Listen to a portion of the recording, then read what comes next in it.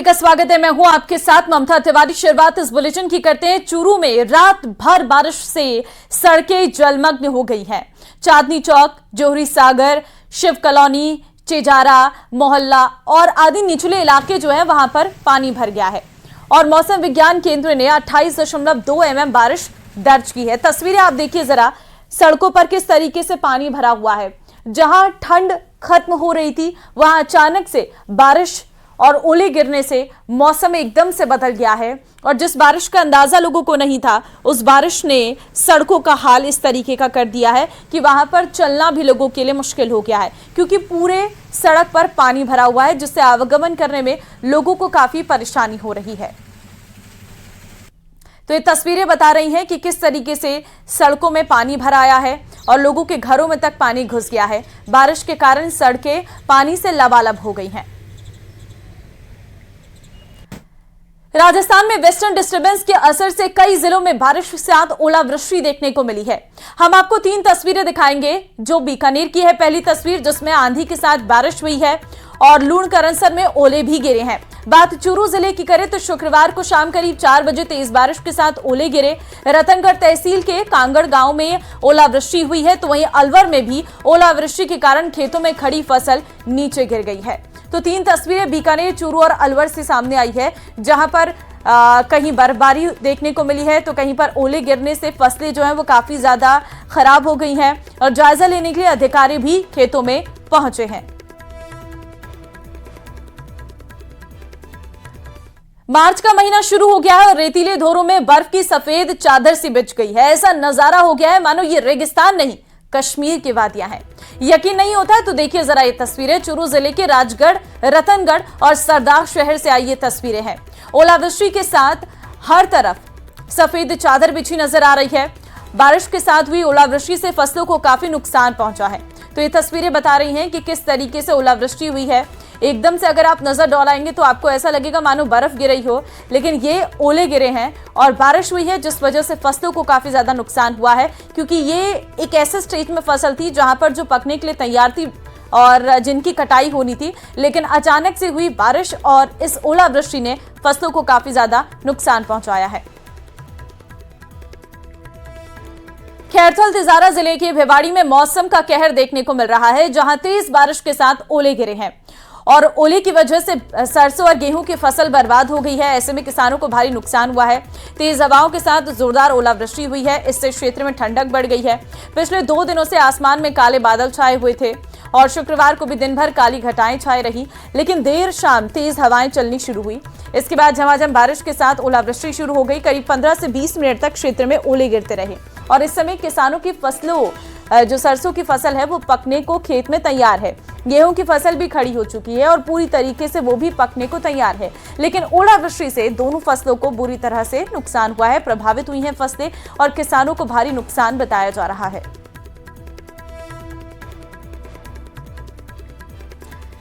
बीकानेर जिले की अगर बात करें तो वहां पर भी ओलावृष्टि हुई है। ओले और बारिश से फसलों को नुकसान हुआ है। लूणकरणसर और बज्जू क्षेत्र में ओलावृष्टि हुई है। कई इलाके ऐसे हैं जहां पर देर रात अच्छी बारिश हुई है। गेहूं, चने, सरसों की फसलों को काफी ज्यादा नुकसान हुआ है। नुकसान को लेकर मौके पर पहुंचे हैं तहसीलदार। तस्वीरें आपके सामने। पटवारियों को नुकसान के आकलन के निर्देश दिए हैं। अधिकारियों ने खेतों में पहुंचकर नुकसान का जायजा भी लिया है। तो देखिए, लूणकरणसर और बज्जू क्षेत्र में भी यही हाल है। यहाँ पर ओलावृष्टि से कई इलाकों में देर रात अच्छी बारिश हुई है, ओले गिरे हैं और नुकसान हुआ है। तो ऐसे में पटवारियों को नुकसान के आकलन के निर्देश दे दिए गए हैं। अधिकारियों ने खेतों में पहुंचकर नुकसान का जायजा भी लिया है।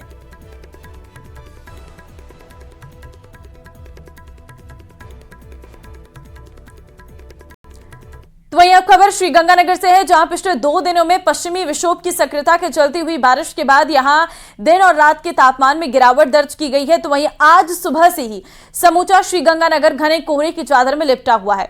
अचानक श्रीगंगानगर जिले में घना कोहरा छाने की वजह से मौसम के मिजाज में पूरी तरह से बदलाव आया है और ठंड का एहसास एक बार फिर से बढ़ गया है। हालांकि 2 दिनों के दौरान हुई बारिश के बाद तापमान में आई कमी और आज छाया कोहरा खेतों में खड़ी रबी की फसलों के लिए बेहद ही फायदेमंद है। तस्वीरें हम आपको दिखा रहे हैं, जहां पर आप देख सकते हैं एक तरफ ओस की बूंदें जो फसलों में पड़ी है, दूसरी तरफ कोहरा जो है आज सुबह नजर आया है, जिसके चलते एक बार फिर लोगों को ठंड का एहसास हो रहा है। राजस्थान के सीमावर्ती जिले श्री गंगानगर में पिछले 2-3 दिनों से पश्चिमी विक्षोभ की सक्रियता के असर की वजह से हुई 5 मिलीमीटर बारिश के कारण जहां दिन और रात के तापमान में गिरावट हुई है, तो वहीं आज सरहदी जिला श्री गंगानगर घने कोहरे की आगोश में भी लिपटा हुआ दिखाई दे रहा है। आज अचानक श्री गंगानगर वासियों को अल सुबह घना कोहरा दिखाई दिया, जो कौतूहल का विषय तो बना हुआ ही है, साथ ही साथ एक बार फिर से ठंड का एहसास भी श्री गंगानगर वासियों को इस कोहरे ने करा दिया है। अभी से हम श्री गंगानगर जिला मुख्यालय पर ही मौजूद है। हम आपको यहाँ की तस्वीरें दिखाएं तो आप ये देखें कि समूचा श्री गंगानगर जिला मुख्यालय इस समय घने कोहरे की चादर में लिपटा हुआ दिखाई दे रहा है। पिछले 2 दिनों के दौरान 5 मिलीमीटर बारिश के बाद में जहां दिन का तापमान तकरीबन 6 डिग्री सेल्सियस तो वहीं रात के तापमान में 4 डिग्री सेल्सियस की गिरावट दर्ज की गई है। वहीं आज जिस तरह से श्री गंगानगर जिला मुख्यालय सहित आसपास के ग्रामीण क्षेत्रों में ये घना कोहरा देखा जा रहा है, उससे मौसम के मिजाज पूरी तरह से बदल गए हैं। हालांकि मौसम विभाग की तरफ से इस तरह की कोई संभावना व्यक्त नहीं की गई थी कि कोहरा छा सकता है, लेकिन बावजूद उसके जिस तरह से श्री गंगानगर जिले में आज कोहरा है, हल्की हल्की ठंडी हवाएं चल रही हैं, उससे मौसम के मिजाज पूरी तरह से बदल गए हैं। हालांकि अन्नदाता काफी खुश नजर आ रहा है, न केवल बारिश के बाद बल्कि ये कोहरा भी खेतों में खड़ी रबी की फसलों के लिए खासा फायदेमंद माना जाता है। चूंकि इन दिनों सिंचाई पानी की बहुत ज्यादा जरूरत थी। श्री गंगानगर जिले में करीब 8 लाख हेक्टेयर भूमि पर गेहूं, जौ, चना सहित रबी की अन्य फसलें मौजूद थी, जिन्हें सिंचाई पानी की बहुत ज्यादा आवश्यकता थी। जो फसलें मुरझाने की कगार पर थी, उन्हें भी एक तरह से जीवन दान मिला है। Ashok Sharma, news 18 Shri Ganganagar. Jaipur international airport से जुड़ी बड़ी खबर आपको देंगे। आज से शुरू होने जा रही हैं 4 नई फ्लाइट्स। आपको बता दें दोपहर 12:15 पर मुंबई के लिए नई फ्लाइट है। दोपहर 12:25 पर चंडीगढ़ जाएगी नई फ्लाइट। दोपहर 1:40 पर नई फ्लाइट जाएगी अमृतसर और शाम को 5:05 पर नई फ्लाइट अहमदाबाद के लिए जाएगी। वहीं जो प्रयागराज के लिए चल रही 2 फ्लाइट्स हैं उन्हें बंद कर दिया गया है। जयपुर इंटरनेशनल एयरपोर्ट पर फ्लाइट संचालन को लेकर आज से ये नए बदलाव आपको देखने को मिलेंगे। 1 मार्च से चंडीगढ़, अमृतसर, अहमदाबाद और मुंबई के लिए फ्लाइट संचालन में बढ़ोतरी होगी, जबकि प्रयागराज और मुंबई के लिए संचालित फ्लाइट्स बंद हो जाएगी। एयरपोर्ट से मिली जानकारी के अनुसार जयपुर से अमृतसर के लिए एक बार फिर हवाई सेवाओं की शुरुआत होगी। करीब 11 महीने बाद जयपुर से अमृतसर के लिए फ्लाइट शुरू होगी।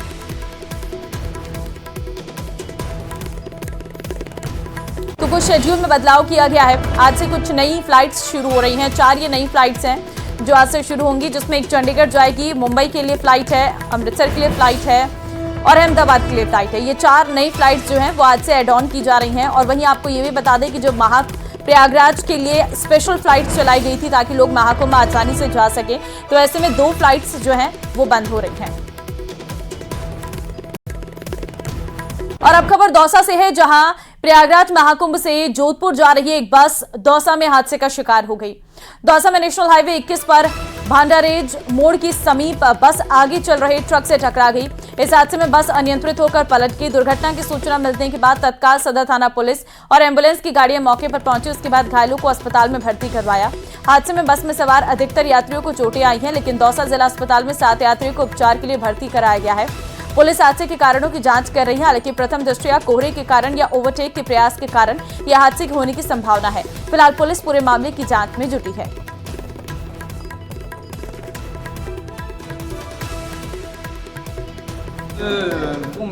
प्रयागराज जा रहे थे, वहाँ दर्शन करके वापस आ रहे थे, तब हमारे आते समय एक आगे ट्रक चल रहा था, उस पीछे से ब्रेक मारा आगे से, तो गाड़ी इधर काटी और उसे बाजू में अड़ के वो लगी, कुछ लोगों को लग गई। दिल्ली तो राजा है ना अपना धानागढ़, उससे 100 मीटर सिकंदराबाद। डीजल माफिया के खिलाफ कार्रवाई करते हुए अवैध रूप से परिवहन की जा रही बजरी से भरे डंपर को जब्त किया है। हालांकि अंधेरे का फायदा उठाकर आरोपी मौके से फरार हो गया। क्षेत्र में चोरी छिपे बजरी का अवैध खनन और परिवहन किया जा रहा। इस दौरान हाईवे पर गश्त कर रही पुलिस ने एक डंपर को रुकवाया। पुलिस को देख आरोपी फरार हो गया। पुलिस ने बजरी से भरे डंपर को जब्त कर लिया है।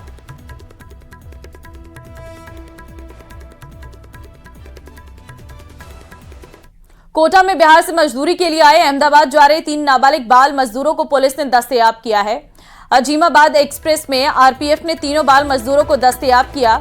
ऑपरेशन आहट के तहत मंडल में रेल सुरक्षा बल के जवान और बचपन बचाओ आंदोलन की संयुक्त टीम ने अजीमाबाद एक्सप्रेस में चेकिंग ड्यूटी के दौरान 3 नाबालिग बच्चे यात्रा करते हुए पाए गए। पूछताछ करने पर उन्होंने बताया कि वे अपनी मर्जी से बाल मजदूरी के लिए अकेले अहमदाबाद जा रही हैं। तीनों नाबालिग लड़कों की उम्र 10 से 14 वर्ष के बीच की है। तीनों बिहार के अररिया जिले के निवासी हैं। तीनों बालकों को अस्थायी आश्रय के लिए उत्कर्ष संस्थान श्रीनाथपुरा कोटा में पहुंचाया गया।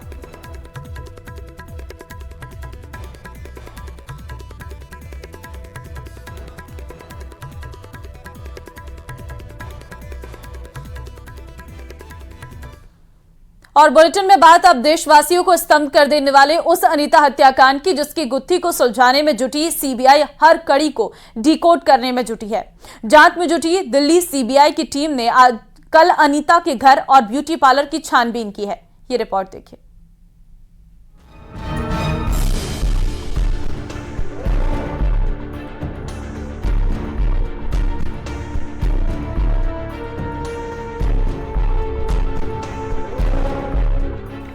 जोधपुर के सरदारपुरा का यही वो घर है जिसकी ओर जाने अनजाने चाहे अनचाहे राहगीरों की निगाहें उठ जाती हैं। इसी घर में ब्यूटिशियन अनीता चौधरी रहती थी, जिसकी मौत की गुत्थी अब तक सुलझी नहीं है। जी हाँ, पिछली दीपावली को जिस हत्याकांड ने पूरे देश को स्तब्ध कर दिया था, वो अब भी रहस्य बना हुआ है।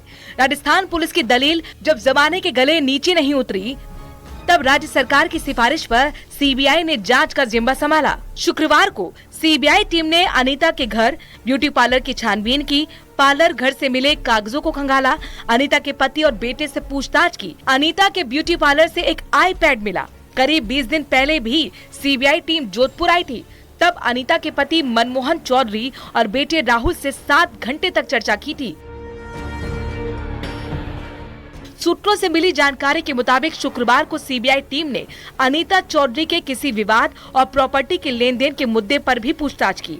न्यूज 18 राजस्थान से बातचीत में अनीता के पति ने कहा कि उन्हें सीबीआई जांच पर भरोसा है, इसीलिए अब दूध का दूध और पानी का पानी हो जाएगा। उन्होंने आरोप लगाया कि जोधपुर पुलिस ने केवल लीपा पोती करने का काम किया। सीबीआई यही है, हमें पूरी उम्मीद है कि उसका रोज पानी का पानी हो जाएगा। पहले कोई कार्रवाई नहीं हुई थी, पहले सब लेपापोती की थी, पुलिस ने कोई कार्रवाई नहीं की।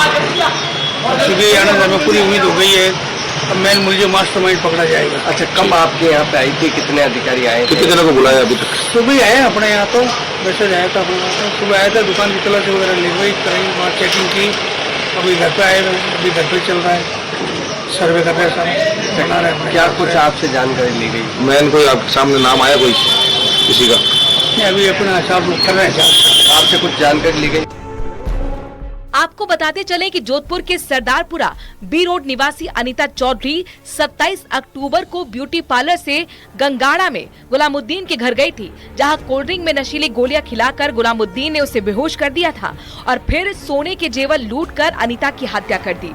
कानून से बचने के लिए शव के 6 टुकड़े करके गाड़ दिया गया। 30 अक्टूबर को अनीता का शव मिला। पुलिस चार्जशीट में मुख्य आरोपी गुलामुद्दीन को बनाया गया है। उसकी पत्नी अबिदा को सह आरोपी बनाया गया है, तो वहीं तैयब अंसारी और सुनीता को नामजद किया गया। इस हत्याकांड से जुड़े 5 सवाल हैं, जिनके सीबीआई सवाल ढूंढ रही है।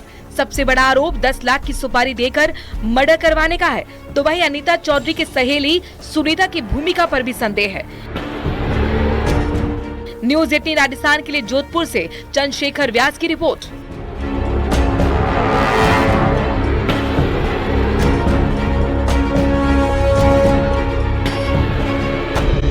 शुरुआत शुक्रवार शाम को हुई। इस मेले में शामिल होने के लिए दुनिया भर से लाखों की संख्या में श्रद्धालु आते हैं। आज दूसरा दिन है इस मेले का। इस बार जिला प्रशासन और मंदिर कमेटी की ओर से श्रद्धालुओं की सुविधाओं के लिए बेहतर इंतजाम व्यवस्थाएं की गई हैं। सीकर जिले के खाटू श्याम जी में प्रसिद्ध बाबा श्याम का वार्षिक फाल्गुन लक्की मेला शुरू होने के साथ ही श्रद्धालुओं के हाथों में निशान और बाबा श्याम के जयकारे के साथ बाबा श्याम की नगरी में पहुंचने का सिलसिला भी शुरू हो चुका है। तो 11 मार्च तक चलेगा फाल्गुनी लक्की मेला। बाबा श्याम का फाल्गुनी लक्की मेला यह देश भर से खाटू पहुंच रहे हैं श्रद्धालु। नवमी, दशमी और एकादशी को आएंगे सबसे अधिक श्रद्धालु। श्रद्धालुओं के आने के लिए पूरे इंतजाम किए गए हैं। सारी सुरक्षा व्यवस्था चाक चौबंद की गई है। आज दूसरा दिन है इस मेले का। बाबा रामदेव की समाधि के दर्शन के लिए श्रद्धालुओं का भारी हुजूम उमड़ पड़ा है। रात्रि 12 बजे से ही कतारें लगनी शुरू हुई हैं, जो सुबह तक यथावत लगी रही। भीड़ को देखते हुए बाबा रामदेव समाधि समिति की ओर से सुबह 3:30 बजे समाधि स्थल को खोल दिया गया। बाबा की समाधि पर अभिषेक पूजा अर्चना के बाद सभी श्रद्धालुओं ने बाबा रामदेव की समाधि के दर्शन किए। समाधि समिति की तरफ से भीड़ को नियंत्रित करने के लिए बैरिकेडिंग लगाई गई। इसके लिए विशेष प्रबंध किए गए। भीड़ को देखते हुए पुलिस उप अधीक्षक भवानी सिंह सुबह से व्यवस्था की मॉनिटरिंग संभाल रहे हैं।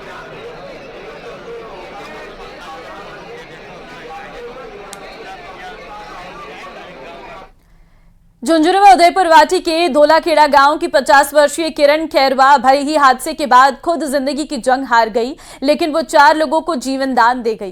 किरण का लिवर, हार्ट और किडनी अलग अलग मरीज को प्रत्यारोपित किया गया। धौलाखेड़ा गांव की महिला किरण वडोदरा के श्रीराम सैनिक विद्यालय में अध्यापिका थी। किरण वडोदरा में एक सड़क दुर्घटना में गंभीर घायल हो गई थी। घायल महिला को अस्पताल में भर्ती कराया गया, जहां डॉक्टर्स ने किरण के ब्रेन डेड घोषित कर दिया। इस पर परिवार के लोगों ने अंगदान का फैसला लिया।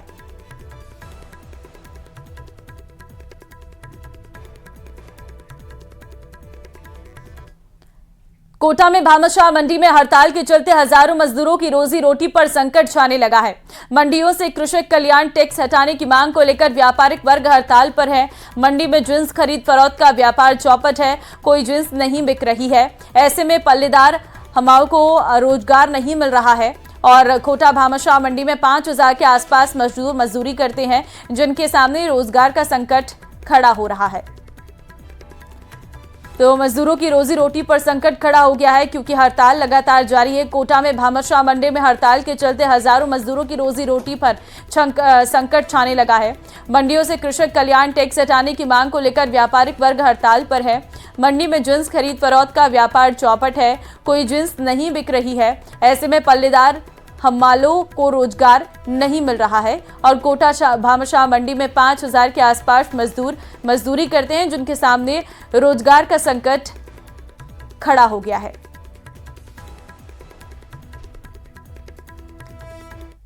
इस बुलेटिन में फिलहाल के लिए बस इतना ही। आगे आप देखिए बिग ब्रेकिंग न्यूज।